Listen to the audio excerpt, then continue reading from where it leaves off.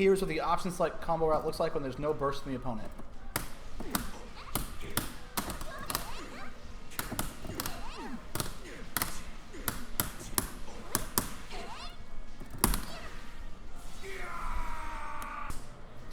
And here's what the option select route looks like when there is a burst.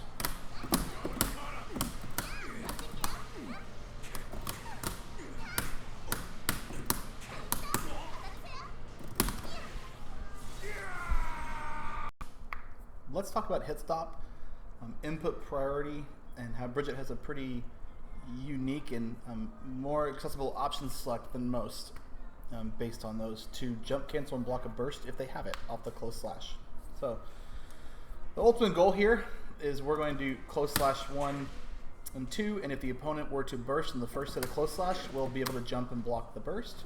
And if they don't, then the close slash will just ride right into close slash 2. This is a lot like a super jump install or a jump install from at the XX series.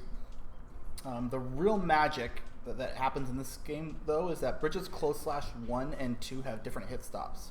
Close slash 1 hit stop is similar to like 5K and all these kind of normal like level 2, 3 moves or whatever.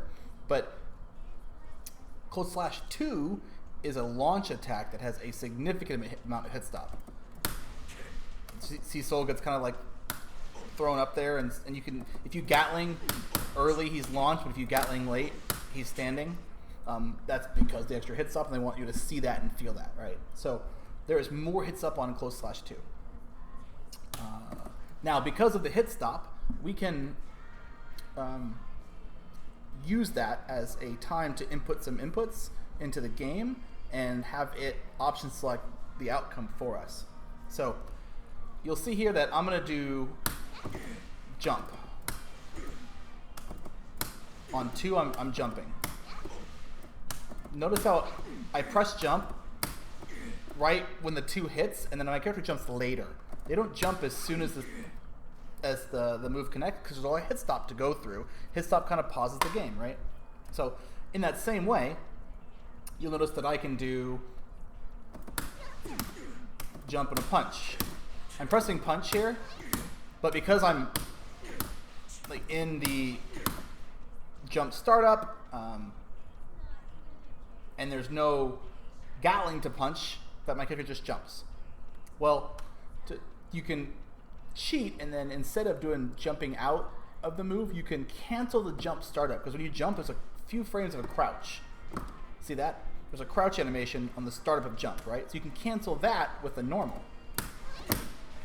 So right here, I just did close slash, 1, 2, jump, and then down slash. But I time it on the second hit of close slash, 2. Cleaning the inputs right there, right? So what that tells you is that even though I'm inputting the jump, because of the hit stop of close slash 2, it'll take priority over the combo Gatling kind of route and not jump out, because the hit stop locks everything, and I'm doing it at that timer. So functionally, that's what's going on behind the scenes.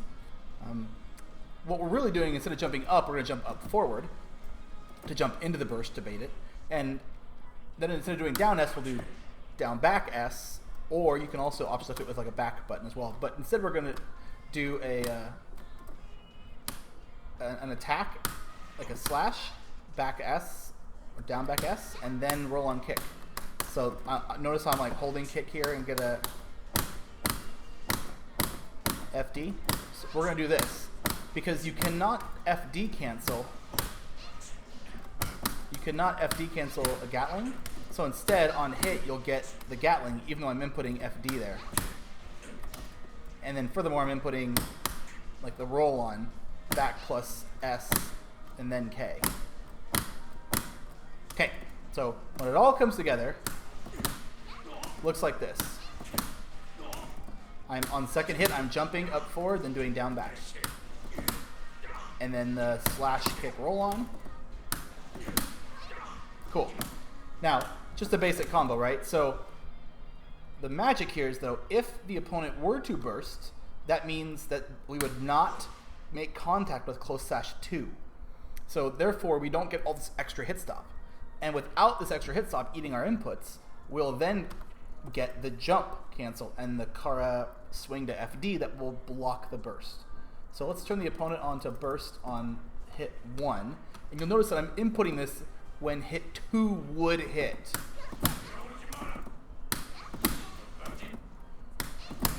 That was too early.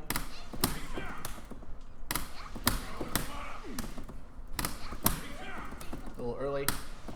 There we go.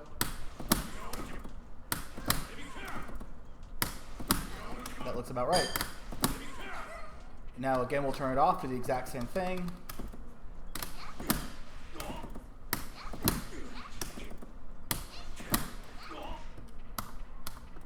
Back on, exact same thing.